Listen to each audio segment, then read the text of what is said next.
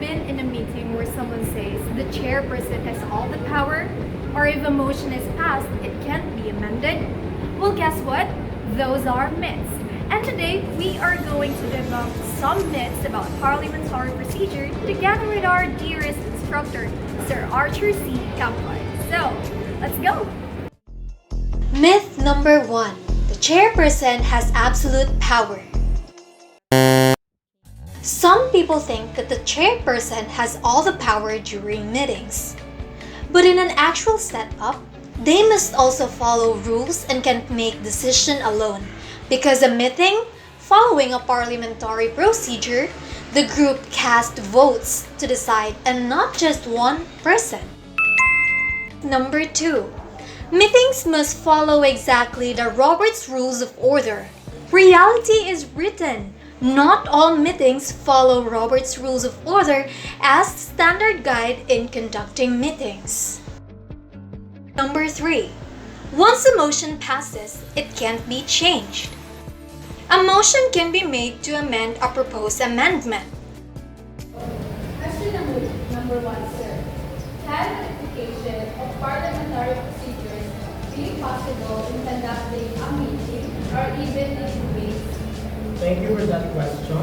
When modifying parliamentary procedures in a meeting can involve adjustments like shortening the time, using consensus building techniques instead of traditional voting, allowing for more formal discussion periods, adapting the agenda in order to fit the specific needs of the group, or implementing, say, electronic voting, the voting systems to streamline the process, while still maintaining the core principles of fair play, participation, and even decision making. So there are reasons why we modify parliamentary procedures. For instance, number 1, time management.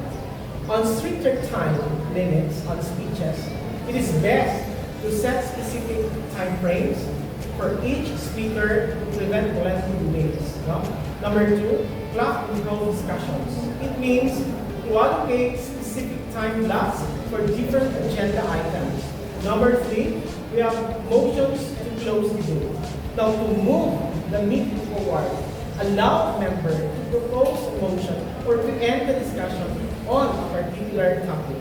Number 4, we have this flexibility in debate structure.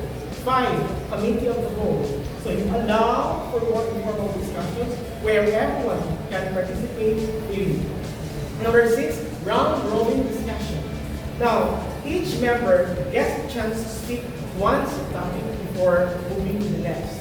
7, brainstorming sessions. Facilitate open idea generation without formal debate rules.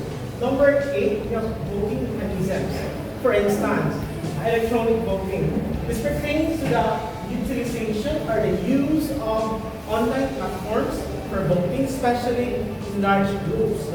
9, consensus-based decision. Aim for unanimous agreement instead of a majority vote where possible.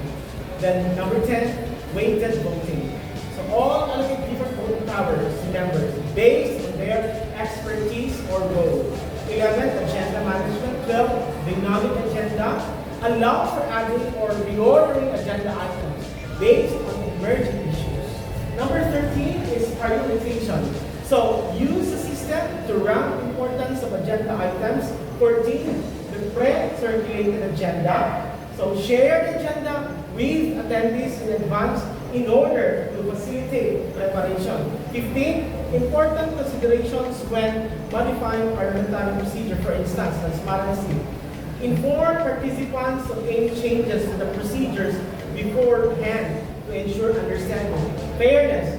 You also have to ensure that all members have equal opportunity to participate and express their views. Then you have this context specific.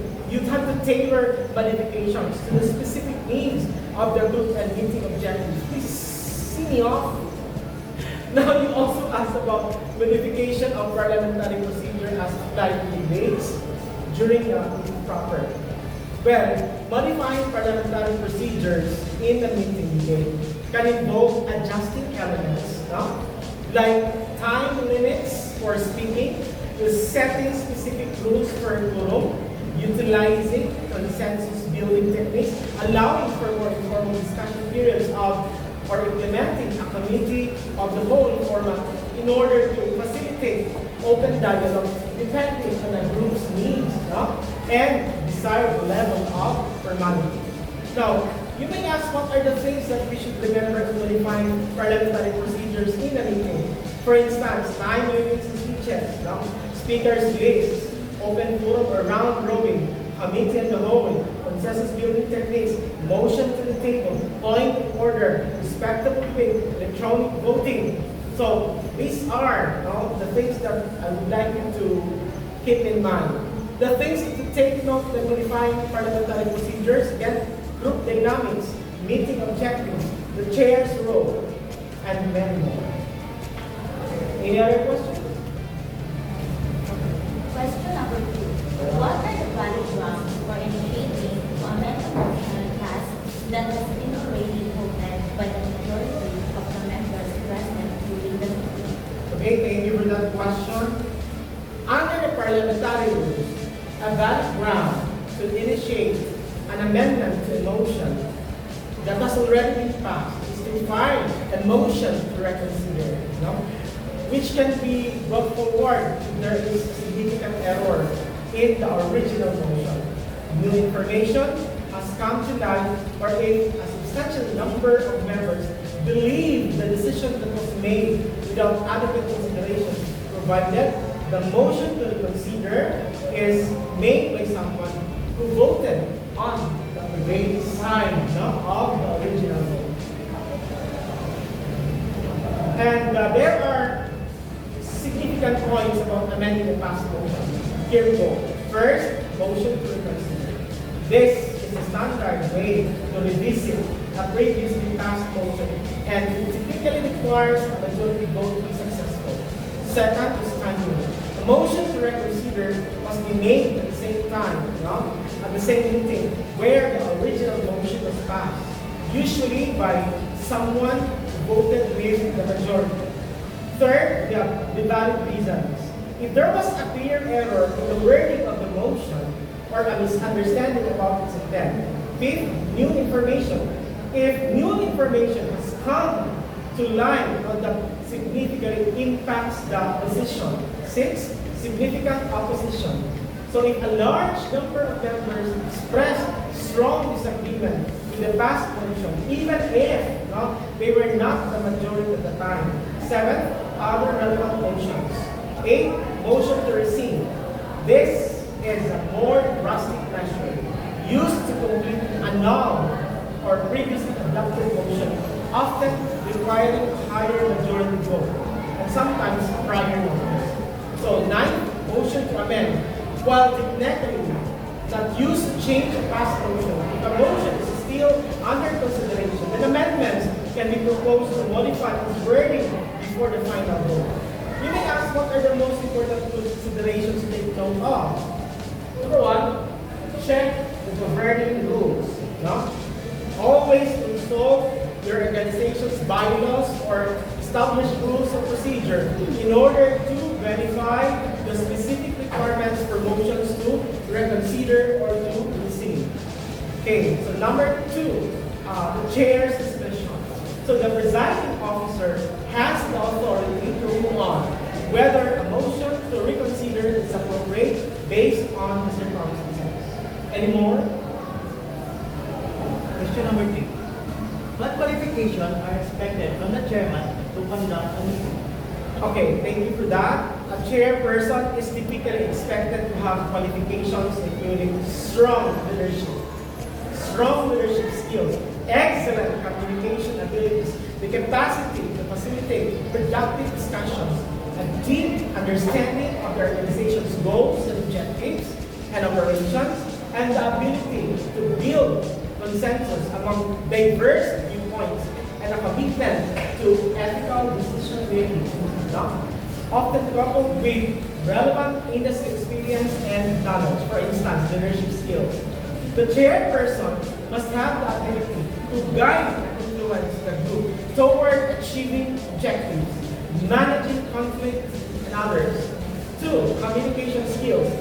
Effective verbal and written communication to clearly articulate ideas, to facilitate open dialogue and ensure all members are informed. 3. Facilitation skills. Now, he must be an expert in managing meeting dynamics, ensuring everyone has a voice and steering discussions toward productive outcomes. 4. Strategic thinking. Now, understanding the organization's long-term vision, identifying potential challenges, and making informed decisions aligned with the strategic plan. And 5, decision-making ability. You have to take in analyzing information, ladies and gentlemen, weighing different perspectives, and making timely and well-reasoned decisions.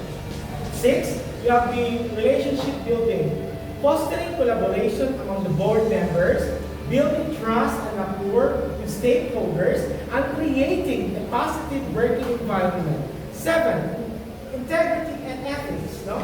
Demonstrating high ethical standards, upholding transparency, and even acting with accountability. Take note of that. Industry knowledge.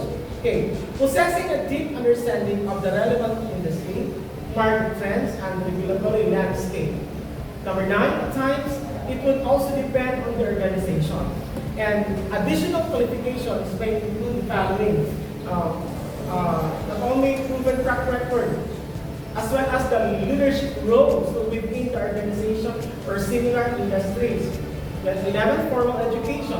Advanced degrees in business law or related fields may be beneficial, or even studying this simplified guide in parliamentary procedure. Then we have this financial acumen.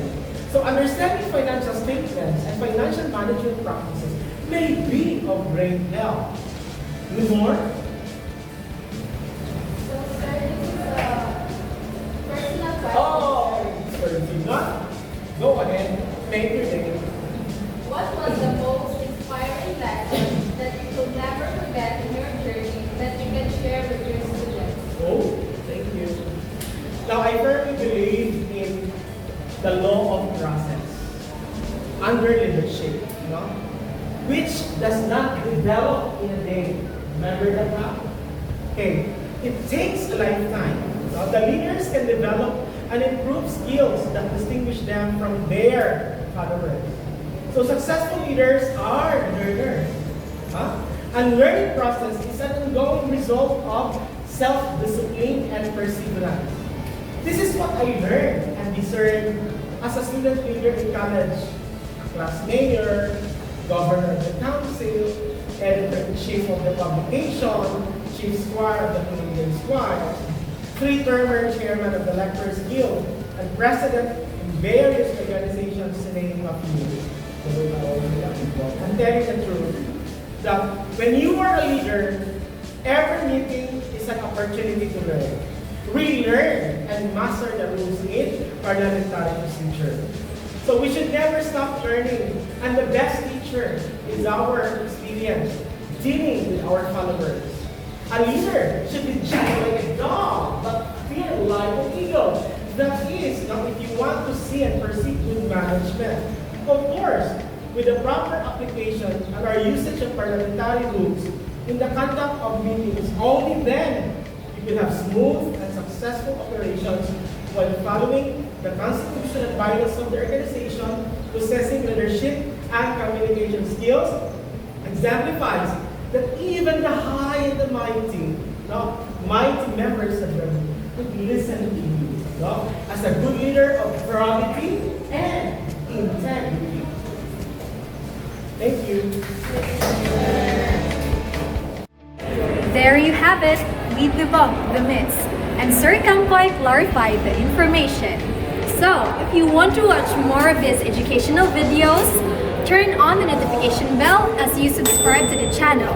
And don't forget to press the like button and comment down your insights. Until next time, adios!